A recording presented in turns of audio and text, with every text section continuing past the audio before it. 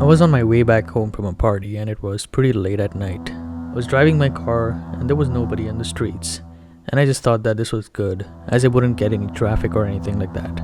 I approached a traffic signal and the light turned red. I was just thinking about the party and how awesome it was, and I was really tired and I just wanted to go home so I could sleep. From the corner of my eye, I noticed a bus stop and there was a woman sitting there alone. I didn't think anything of it at first. But then the woman got up and started walking towards my car. I started to think to myself that maybe she's homeless or something and she just wanted money or anything like that. But then I noticed that the woman was holding a brown paper bag in her hand. Just to be careful, as I didn't know this woman, I locked the doors of my car just in case. As the woman approached me, she had a neutral expression and she tapped on the window of my car. I tried to ignore her, but then she kept on tapping on the window again and again until I looked at her. When I finally looked at her, she signaled me with her hand to roll down the window. I didn't want to roll down my window all the way, as she could be a thief or something, and we were the only ones in the street at that time. I slowly tapped the button to roll down my window just enough so I could hear her, and not enough for her to stick the hand in the window.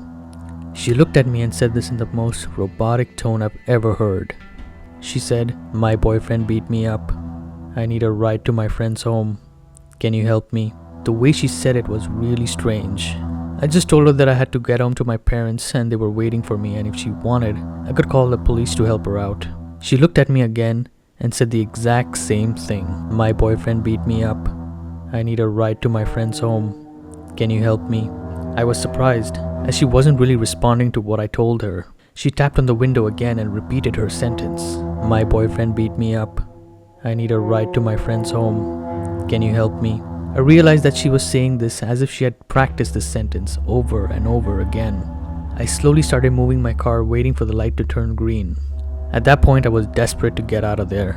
She tapped on my window one more time, and before she could say the same sentence again, the traffic light turned green. And I told her, "Sorry, but I have to go home now." She looked at me and smiled in a creepy way, and what she said next sent shivers down my spine. "You made the right decision." And she walked away back to the bus stop and sat there again. I drove away in a panic and realized that this could have gone horribly wrong. Were there other people hiding behind the trees waiting to jump on me? Or what was in that bag that she carried so close to her? Was there a weapon or anything? It was so messed up. I know now that there are strange people out there just waiting to cause trouble. I just made sure that the next time I would never open my car for anyone, especially if it is at night. This happened to be around 3 years ago. I lived in a small town which didn't have many shops or anything. It just had 2 shops and 1 barber, and all of them were in one building itself. One day I wanted to go for a haircut, as my hair had grown too long. I made my way to reach the building where the barber was located. I wanted to take an elevator to reach the barber's shop. The building had 5 floors, and the barber's shop was located right on top at the 5th floor. I entered the elevator and pushed the button to the 5th floor. The elevator was really old, and it had not been maintained very much. As the elevator moved, I started feeling cold. It was sudden and I didn't expect it. I looked at the elevator display, the 3rd floor and then the 4th floor. Suddenly, the elevator just stopped at the 4th floor. I thought that maybe someone wanted to get on the elevator and go up to the 5th floor. The doors to the elevator opened, and what I saw was really strange. The 4th floor corridor was empty and dark. It felt like there was nobody on the entire floor. I didn't think much of it at first, and I thought that someone must have pressed the elevator button as a prank. It didn't bother me, and the elevator door closed. I thought the elevator was going to resume going upward to the 5th floor, but then the door opened again, and I was still on the 4th floor. I found it really strange, but then I started feeling even more cold, as if the entire 4th floor was like a freezer. I got annoyed, so I screamed and told whoever was there to stop pressing the button again and again. I didn't hear any response. The elevator door closed again, and I thought it was over. The door opened one more time, and I was still stuck on the 4th floor. This time, I got really angry and started cursing at whoever was doing this. But then, suddenly, at the end of the corridor, I saw something. It didn't look human, as it was a dark shadow figure, and I couldn't really understand it. But then, that thing started slowly moving towards me. I panicked and freaked out, as I didn't know what that thing was. I started pressing the elevator button to close the door, but it didn't work. I was horrified and started praying to God for help. Suddenly, the elevator door closed, and this time it did not open again. However, the lights inside the elevator began flickering, like I was stuck inside some horror film. Suddenly, from the ceiling of the elevator, I saw a black spot and it started growing. I started panicking and started screaming for somebody to help me, but no one answered my call. The black spot turned into some sort of liquid and started dripping on the elevator floor. My heart started beating really fast, and this is where the worst part happened. The head of a woman suddenly stuck out from the ceiling, and she stared at me with a creepy smile without saying anything. I looked into her eyes, and I could no longer speak or scream. I tried to move my body, but I couldn't.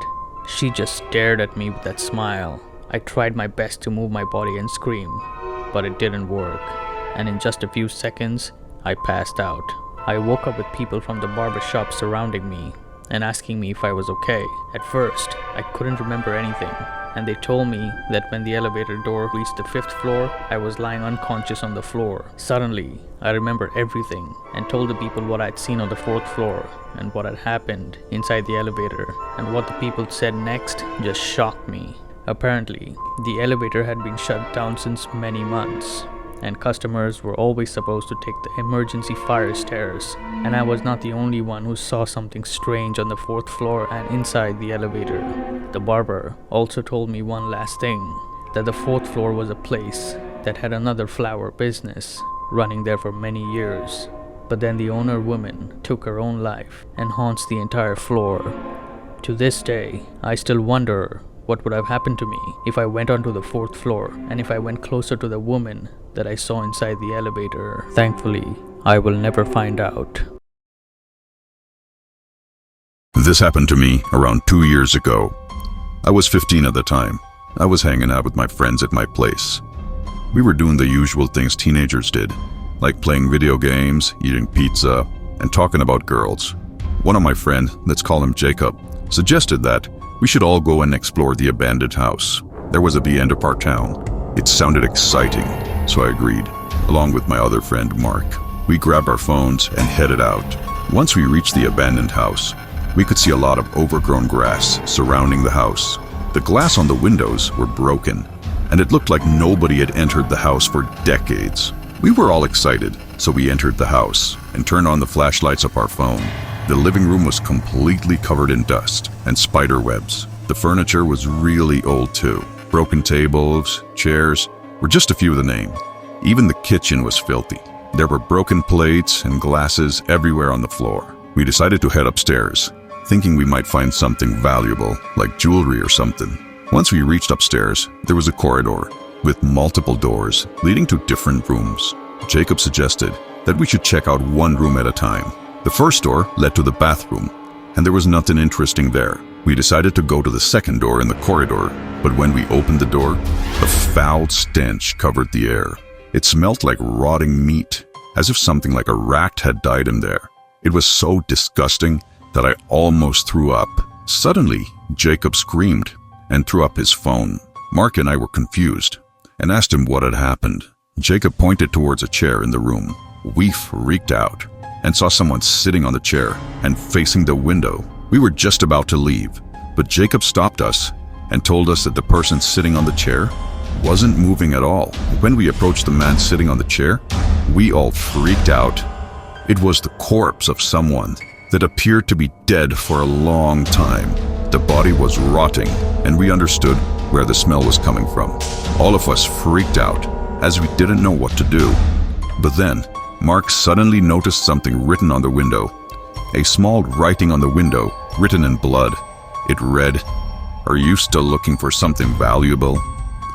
We all got so scared and realized that someone was in the house the whole time and had been secretly watching us. That person even heard us when we were discussing about finding something valuable upstairs. We didn't want to stay there anymore. We ran down the stairs and out of the house. We kept running until we reached my place. After we calmed down, I told Jacob and Mark one last thing. When we were running out of the house, through the grass, I looked back one last time, and what I saw will never leave my mind. In one of the windows upstairs, I could see the silhouette of a man standing and waving his hands towards us. When Mark and Jacob heard that, they were shocked as well. Since that day, we always stayed away from that house.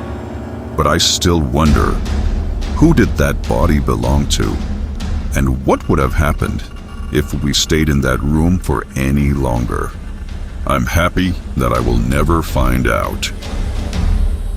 This happened to me around a few years ago. I'm from the Philippines, and I was around 12 years old at the time.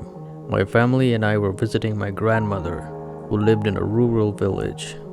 I remember spending time with my grandmother while I played in the garden with her. At night, she would always tuck me in bed and tell me to never go out of the house at night.